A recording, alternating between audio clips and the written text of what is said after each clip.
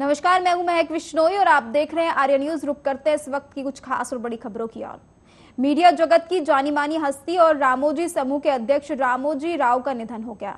8 जून को हैदराबाद स्थित स्टार अस्पताल में उन्होंने अंतिम सांस ली। वे 88 वर्ष के थे। रामोजी समूह के चैनल से एक ईटीवी तेलंगाना के अनुसार राव बीमार थे और पिछले कुछ दिनों से उनका इलाज चल रहा था। राव के पार्थिव शरीर को रामोजी फिल्म सिटी में उनके आवास पर ले जाया गया। उनके निधन पर पीएम मोदी समेत कई लोगों ने दुख जताया। रामोजी राव के निधन पर नरेंद्र मोदी ने भी दुख जाहिर किया। उन्होंने सोशल मीडिया पर लिखा कि रामोजी राव गारू का निधन अत्यंत दुखद है। वह एक दूरदर्शी व्यक्ति थे जिन्होंने भारतीय मीडिया में क्रांति ला दी। उनके समृद्ध योगदान ने पत्रकारिता और फिल्म जगत पर अमिट छाप छोड़ी है। अपने उल्लेखनीय प्रयासों से उन्होंने मीडिया और मनोरंजन जगत में नवाचार और उत्कृष्टता के नए मानक स्थापित किए। रामोजी राव भारत के विकास को लेकर बेहद भावुक थे। मैं भाग्यशाली हूं कि मुझे उनके साथ बातचीत करने और उनकी बुद्धिमत्ता से लाभ उठाने के कई अवसर मिले। इस कठिन समय में उनके परिवार, दोस्तों और अनगिनत प्रशंसकों के प्रति संवेदना। वहीं टीडीपी प्रमुख एन चंद्रबाबू नायडू ने इनाडू और रामोजी फिल्म सिटी के संस्थापक रामोजी राव को श्रद्धांजलि देकर नमन किया।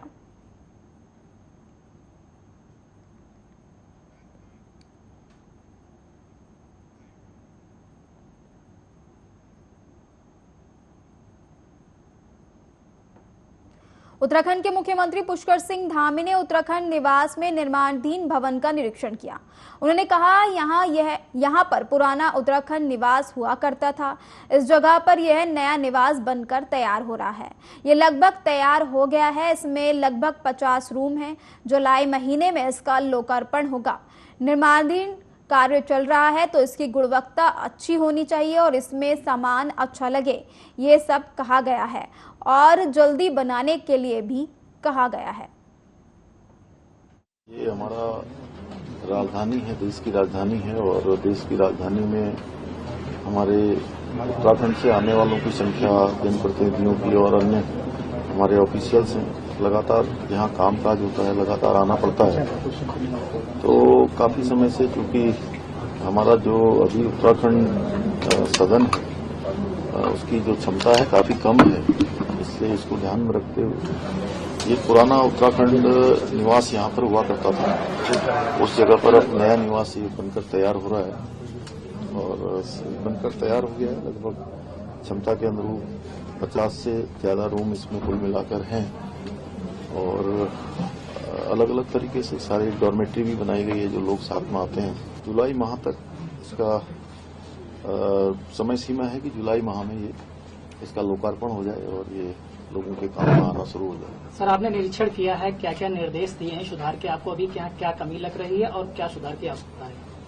तो देखिए, चूंकि हमारी परंपरागत जो वहाँ की शैली है उस शैली में बनाया गया है। उत्तराखंड की जो हमारी परंपरागत शैली है उसके अनुरूप इसका निर्माण कार्य चल रहा है।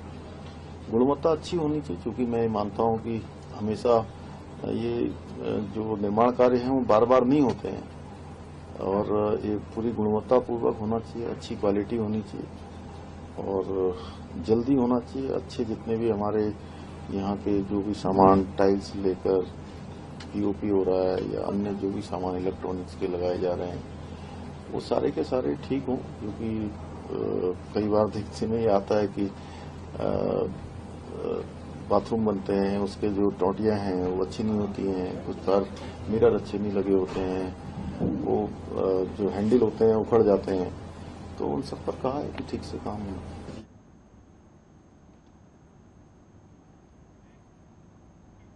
और अयोध्या पहुंचने पर असम के मुख्यमंत्री हेमंत बिस्वा शर्मा ने कहा कि 542 सीटें हैं, कुछ जीतेंगे कुछ हारेंगे तो क्या दिक्कत है। नरेंद्र मोदी भगवान राम के आशीर्वाद से तीसरी बार प्रधानमंत्री बनने जा रहे हैं। भाजपा हरा है जी। अरे भाई, 542 सीटें हैं, कहीं हारेगा कहीं जीतेगा, उसमें क्या इश्यू है। मोदी जी तो प्रधानमंत्री हो ही गया ना। मोदी जी का शपथ ले जा रहे हैं तीसरी बार। बस वही है देश का सबसे तीसरी बार देश का प्रधानमंत्री। प्रभु राम का आशीर्वाद तीसरी बार देश का प्रधानमंत्री बना नरेंद्र मोदी जी। जवाहरलाल नेहरू बना था स्वाधीन भारत में, और नरेंद्र मोदी तीसरी बार नहीं, चौथा बार भी बनने वाला है। तेलंगाना के मुख्यमंत्री रेवंत रेड्डी ने कहा, CWC की बैठक शुरू होने के बाद एजेंडा क्या, और हम एजेंडे के बारे में वहीं पर कहेंगे। हमारी मांग वही है जो 140 करोड़ भारतीयों की है। राहुल गांधी को विपक्ष के नेता का पद संभालना चाहिए। राहुल गांधी महिलाओं और बेरोजगारों के लिए लड़ रहे हैं। तो 140 करोड़ जनता की जो मांग है, हमारा भी वही मांग है। Rahul Gandhi ji has to take position as a leader of opposition, क्योंकि ये 10 साल से नरेंद्र मोदी जी सरकार जो किसानों के खिलाफ आवाज उठाए, बेरोजगारी में धोखा दिए, ऐसे सब सारे जनता को जो धोखा दिए, ये सब सारे मौके पे राहुल गांधी जी ने जिम्मेदारी उठाए। ये किसानों के लिए, बेरोजगार युवता के लिए, महिलाओं के लिए राहुल गांधी लगातार लड़ते रहा है। तो इसीलिए आज के तारीख में आप लोगों को कोई शेक, कोई सवाल करने का कोई आपको मौका भी नहीं मिलेगा। भाजपा अध्यक्ष वीरेंद्र सचदेवा ने कहा कि एनडीए की सरकार पिछले 10 साल से भारत में चल रही थी और तीसरी बार एनडीए की सरकार बन रही है। पीएम ने कल जो संसद में विजन दिया है कि 2047 का भारत कैसा होगा, उसका सभी साथियों ने समर्थन किया। बहुत ही बेहतरीन ये 5 साल का कार्यकाल रहने वाला है। देखिए, एनडीए की सरकार पिछले 10 साल से लगातार भारत में चल रही थी और तीसरी बार एनडीए की सरकार बनी, और माननीय प्रधानमंत्री जी ने कल जो पार्लियामेंट में विजन दिया है 25 साल का, 2047 का भारत कैसा होगा, और मुझे लगता है कि बहुत बेहतरीन ये कार्यकाल रहने वाला है 5 साल का। 10 साल जो विकास की गति बढ़ी है उसको मुकाम तक ले जाने का ये 5 साल है। हताशा और निराशा में डूबे हुए लोग हैं, ये खुद 100 का आंकड़ा पार नहीं कर पाए और वो हमको सलाह दे रहे हैं। बेहतर होगा वो अपने काम पे ध्यान दें। देखिए, भारत विश्व का सबसे बड़ा लोकतांत्रिक देश है और माननीय प्रधानमंत्री विश्व के सबसे सर्वाधिक लोकप्रिय नेता है, तो सारा विश्व चाहता है उनको उस समारोह का हिस्सा बनने के लिए। तो निश्चित रूप से एक बहुत बड़ा कार्यक्रम होगा और माननीय प्रधानमंत्री जी, मैंने जैसे कहा कि विश्व के सर्वाधिक लोकप्रिय नेता है, तो उस हिसाब से लोगों की उत्सुकता तो रहे। और सांसद जीतन राम मांझी ने कहा कि कल प्रधानमंत्री और मंत्रिपरिषद की शपथ है। कितने मंत्री और किसको शपथ लेनी है उससे मुझे कोई मतलब नहीं है। जवाहरलाल नेहरू ने भी 3 बार पीएम पद की शपथ ली थी। उसके 62 साल बाद ये प्रक्रिया दोहराई जा रही है।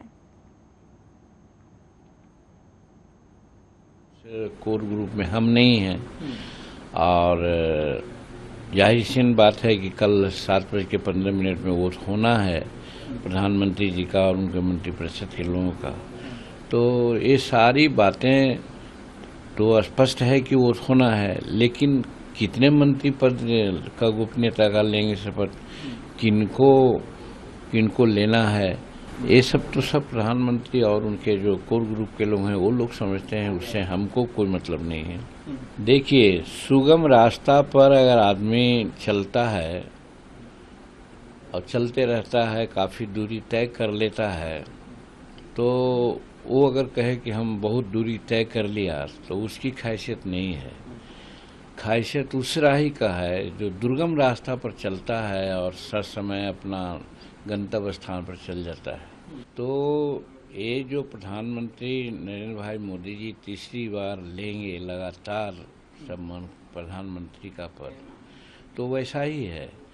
आज़ादी के बाद प्रधानमंत्री जवाहरलाल नेहरू 3 बार वो भी प्रधानमंत्री हुए थे और उसके 62 साल बाद ये प्रक्रिया दोहराई जा रही है। इस 62 साल में हिंदुस्तान में कितनी राजनीतिक परिपक्वताएं आई, कितनी कॉम्प्लिकेशंस आए, क्या क्या यहाँ का वातावरण बना, सभी वातावरण और विरोधाभास स्थिति में भी रह करके गठबंधन धर्म का पालन करते हुए, क्योंकि आज लोग कहते हैं कि इनको अपनी पार्टी को बहुमत नहीं है, लेकिन इसके पहले 2 टर्म तो उनको अपने पार्टी की बहुमत थी, उसके बाद भी गठबंधन के लोगों को उचित सम्मान और विभाग दे करके काम चलाए हैं और इस बार भी वो चलाएंगे जिसका संकल्प कर दोहराया है। कमेटी में ये उस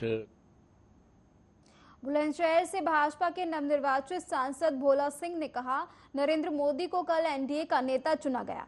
राष्ट्रपति ने उन्हें कल यानी 9 जून को सरकार बनाने के लिए आमंत्रित किया है। जनता ने एनडीए को तीसरी बार सरकार बनाने का जनादेश दिया है। कल माननीय प्रधानमंत्री आदरणीय मोदी जी को एनडीए का अपना नेता चुना गया है और सरकार बनाने का उन्होंने माननीय राष्ट्रपति महोदय जी को अपना आमंत्रण दिया है और राष्ट्रपति ने 9 तारीख को कल सरकार बनाने का आमंत्रण किया है।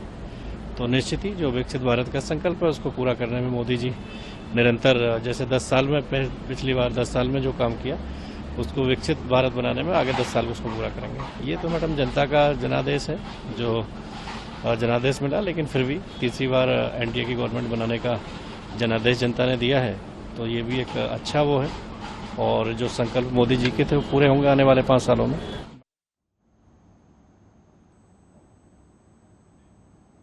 और कांग्रेस के बयान की एनडीए नीतीश कुमार और चंद्रबाबू नायडू पर निर्भर है, पर जेडीयू नेता राजीव रंजन ने प्रतिक्रिया दी और कहा कि जब कांग्रेस को कुछ और नहीं मिला, अंगूर नहीं मिला, तो अब खट्टे हैं बोल रहे हैं।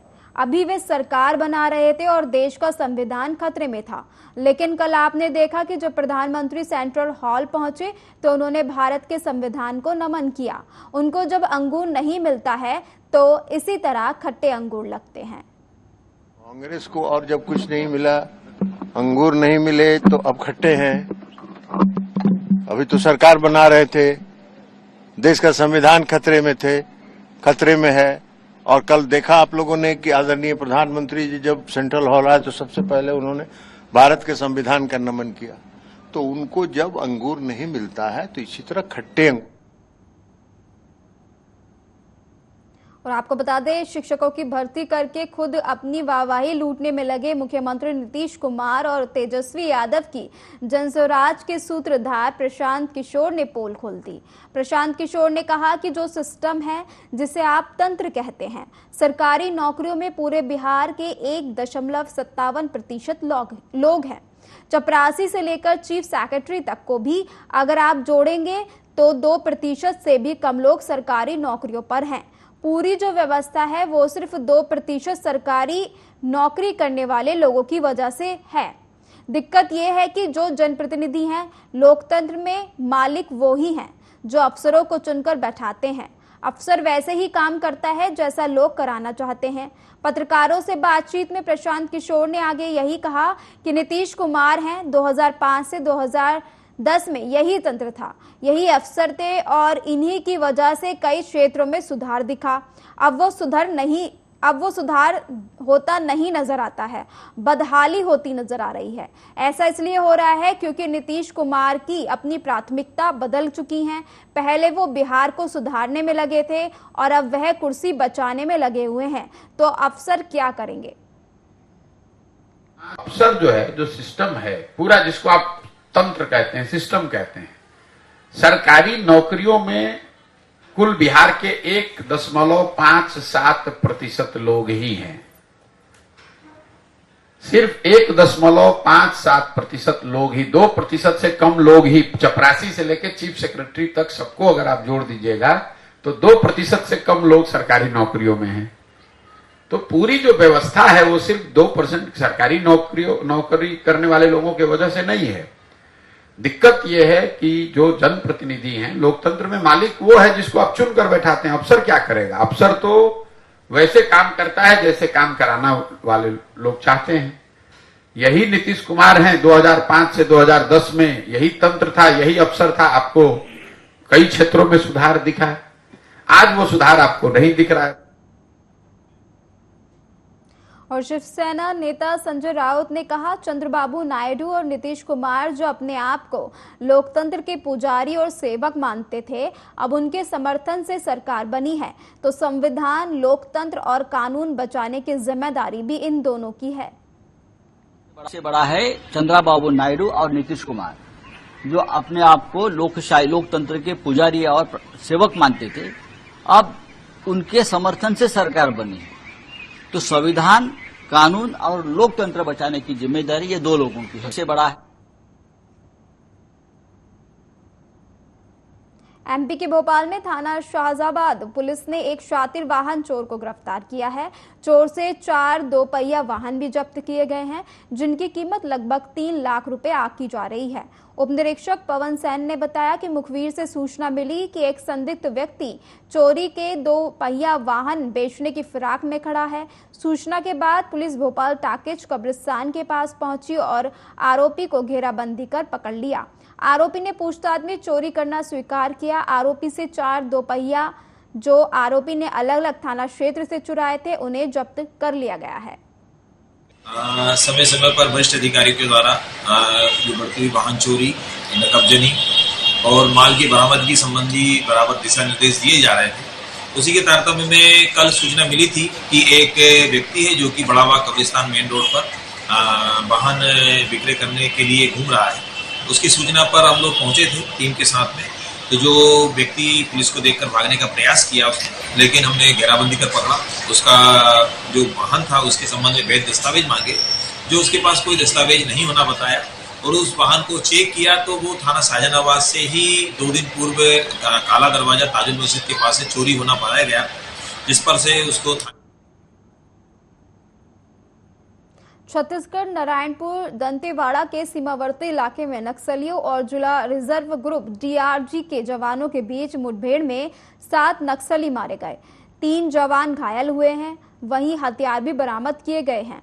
नारायणपुर छत्तीसगढ़ नारायणपुर DRG के 3 घायल जवानों को गोबेल इलाके से एयरलिफ्ट किया जा रहा है। जिला नारायणपुर, कोंडागांव, दंतेवाड़ा, जगदलपुर की DRG और 45वीं बटालियन ITBP बल की संयुक्त कार्रवाई में जिला नारायणपुर, दंतेवाड़ा, कोंडागांव अंतरजिला सीमा क्षेत्र के पूर्वी बस्तर डिवीजन के अंतर्गत ग्राम मुंगेड़ी गोवल क्षेत्र में नक्सलियों से मुठभेड़ हुई। वहीं SP प्रभात कुमार ने कहा कि 6 जून की रात को नक्सलियों की मौजूदगी की सूचना मिलने पर 4 जिलों की टीमें दंतेवाड़ा और नारायणपुर के सीमावर्ती इलाकों में गई थी। इलाके की घेराबंदी की गई और पूरे दिन मुठभेड़ चढ़ी। शाम को सर्च ऑपरेशन में 7 नक्सलियों के शव बरामद किए गए हैं। 2 दिन पहले 6 तारीख की रात को 4 जिलों की टीम, 4 जिलों की DRG बस्तर फाइटर्स, दंतेवाड़ा, नारायणपुर, कोंडागांव और जगदलपुर, चारों की टीमें अलग अलग जगह से दंतेवाड़ा और नारायणपुर के सीमावर्ती क्षेत्र में गोबेल, इरपनार, भटबेड़ा के आसपास में नक्सलियों की सूचना पे गए थे। वहाँ पे कंपनी नंबर 6 और Hamdai area committee, Barsur area committee और अन्य सीनियर नक्सलियों की सूचना पे हम गए थे। तो घेराबंदी किया और मुठभेड़ चली। कल दिन भर मुठभेड़ चली रुक कर, और शाम में जब सर्च किया गया तो 7 वर्दीधारी नक्सलियों के हथियार में शव बरामद हुए हैं। और टीम अभी भी जंगल में है, बाहर नहीं आई है। बाकी जानकारी टीम। रायबरेली पुलिस और सर्विलांस टीम को बड़ी सफलता हाथ लगी है। 15 लाख रुपए कीमत के 101 मोबाइल फोन बरामद कर पुलिस ने उनके मालिकों को सौंपा। पुलिस अधीक्षक ने प्रेस वार्ता के दौरान बताया कि लोगों के खोए और गुम हुए ओप्पो कंपनी के 22 फोन, वीवो के 32 फोन, रेडमी के 8, सैमसंग के 8 फोन सहित अन्य कंपनियों के कुल मिलाकर 101 फोनों को बरामद किया गया, जिनकी कीमत लगभग 15 लाख रुपए आकी गई है। पुलिस अधीक्षक ने सभी फोनों को उनके मालिकों को सौंपते हुए कहा कि यह अभियान लगातार जारी रहेगा। फोन पाने के बाद सभी ने रायबरेली पुलिस का धन्यवाद अदा किया। आज सर्वेलांस और एसओजी टीम द्वारा 101 मोबाइल फ़ोन बरामद किए गए हैं और उनके स्वामित्व को, जैसे कि आप लोग देख रहे हैं, उनको सौंपा गया है। इन सभी मोबाइल फ़ोन की कीमत लगभग 15 लाख रुपए है और हमारी तरफ से पूरी टीम को 25,000 का इनाम दिया जा रहा है। ये ऐसे मोबाइल फ़ोन हैं जो राह चलते राहगीरों का गिर जाता है या खो जाता है और भविष्य में भी ऐसी कार्रवाई। पंजाब की एग्रो बेस इंडस्ट्री शेलर के ऊपर पंजाब सरकार की गलती के कारण करोड़ों रुपए का नुकसान होने का खतरा मंडराने लगा। पंजाब सरकार और एफसीआई द्वारा अब शेलर मालिकों को खरीद किया गया धान हरियाणा में स्टोर करने के लिए आदेश जारी कर दिए गए, जिसके कारण शेलर मालिकों को लाखों रुपए का नुकसान झेलना पड़ रहा है, क्योंकि पंजाब सरकार द्वारा समय पर शेलरों में पड़ी पैडी की फसल मिलिंग नहीं करवाई गई और नई फसल आने के बाद सेलर मालिकों द्वारा पैडी की फसल को स्टोर करने के लिए अब हरियाणा की ओर जाना पड़ रहा है। भटिंडा शेलर संगठन के प्रधान नारायण गर्ग का कहना है कि पंजाब सरकार की गलतियों के कारण शेलर इंडस्ट्री बर्बाद होने के किनारे पर पहुंच गई है। पंजाब की एक agro based industry Shelar Punjab सरकार की लापरवाही के कारण करोड़ों रुपए का नुकसान झेलने के लिए मजबूर हो रही है। महंगे दाम में लेबर से काम करवाना पड़ रहा है। उन्होंने बताया कि एक शेलर मालिक को 10 लाख रुपए का नुकसान झेलना पड़ रहा है। एक तरफ पंजाब सरकार पंजाब में इंडस्ट्री लाने की बात कह रही है, तो दूसरी ओर शेलर इंडस्ट्री को बर्बाद करने पर तुली है।